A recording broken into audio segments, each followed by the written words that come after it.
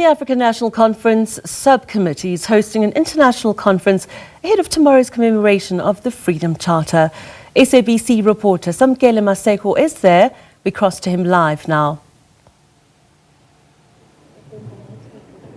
The ANC is holding a discussion on internationalism that will look at the international balance of forces across the country. It is a gathering that is being addressed by ANC senior leaders. We do know that Nkosazana Dlamini Zuma was also expected to come and engage on issues, particularly on the geopolitical tectonic plates that are shifting globally. But the ANC has been very concerned with the escalated tensions that have happened overnight in the Middle East, particularly between Iran and also going on to Qatar in that particular incident where Iran did bomb a military base of the United States of America. I'm going to bring in the ANC's Chairperson of International Relations and also the Deputy Secretary General Nomvula Mokonyane.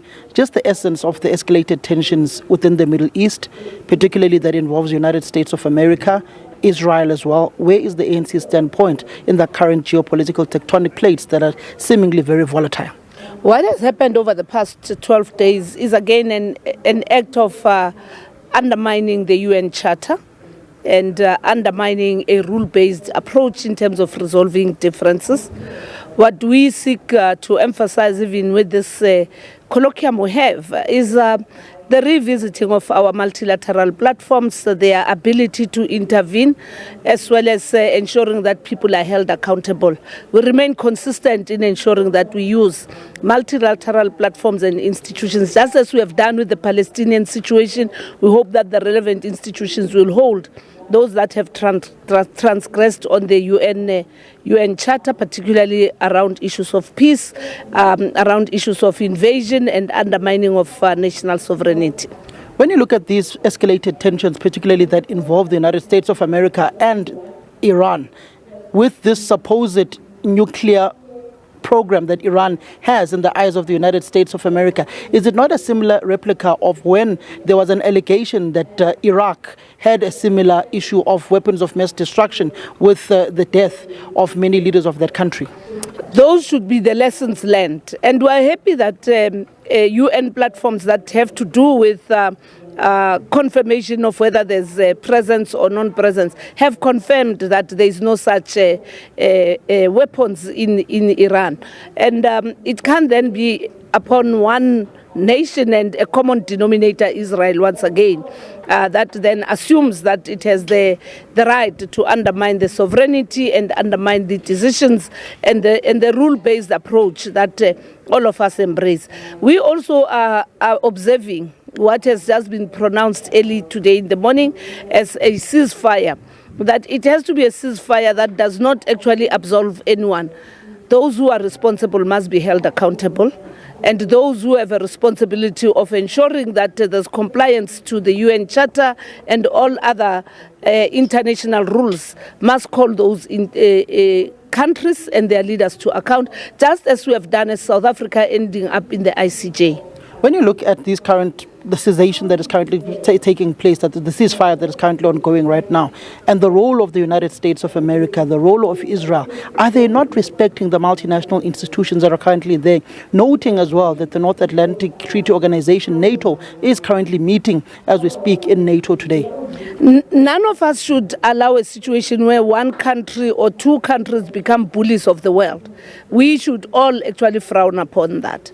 And hence we support, as the ANC, the statement that has been issued by the South African government, that multinational platforms and leaders must step in, and those that have come in to call for this ceasefire, also it is because of their own incitement that they have done this. So the dominance of one nation and projection of it being a superpower is something that nations must actually reflect on. This colloquium is also discussing the need for the reform of these multinational and multilateral platforms, so that then they begin to have teeth and they begin to not actually be meant for those who are coming from underdeveloped nations, and those that project themselves as superpowers be absolved from being held accountable. We have been proven to be correct. We remain consistent. Those who transgress must be held accountable. When you look at the United Nations, particularly, has its authority been diminished with the current rise of this protectionism that is currently taking place in the United States of America, in Israel, and other parts of the world that are seemingly aligned to the policies of President Donald Trump of the United States of America and Benjamin Netanyahu of Israel? The United Nations in its own nature has to be reformed, because it is how it is structured, where decisions are taken and other people have got veto powers. Those veto powers are the ones that we need to look at. This colloquium is also looking at that, because progressive internationalism talks about equality, about rules-based engagements, and most importantly, respect for national sovereignty. This colloquium, as a last question, we have about a minute to wrap up. Dr. Nkosazana Dlamini-Zuma, the former International Relations Minister of the country, what are some of the points, if she's coming, that she may share as she's worked within that particular space? You are now working within that particular space on behalf of the African National Congress. What are some of the notes that you are sharing in your push to try and reform these multinational institutions? One of the things that Sis Nkosazana has been very helpful on is to work together with us to appreciate where the ANC comes from with the issues of international relations, the work that the non-aligned movement has played. Very soon we will be also hosting the Liberation Movement Summit. She is actually throwing it back to say, what is it that brings us together? And on that note, she's calling for everybody to be accountable on whether we're implementing Agenda 2063, which she's very passionate about. Thank you very much. That is Nomvula Mokonyane, who chairs the ANC's International Relations Subcommittee and also the Deputy Secretary General of the ANC, welcoming that particular ceasefire that is currently there between Israel, Iran, in the Middle East, and the United States of America. You'd remember that the airspace of Qatar, UAE, was all closed yesterday night, particularly after those long-range and short-range missiles were fired by Iran to that particular military base of the United States of America that is currently based in Qatar. Thank you very much. Our SABC reporter Samkele Maseko there for us.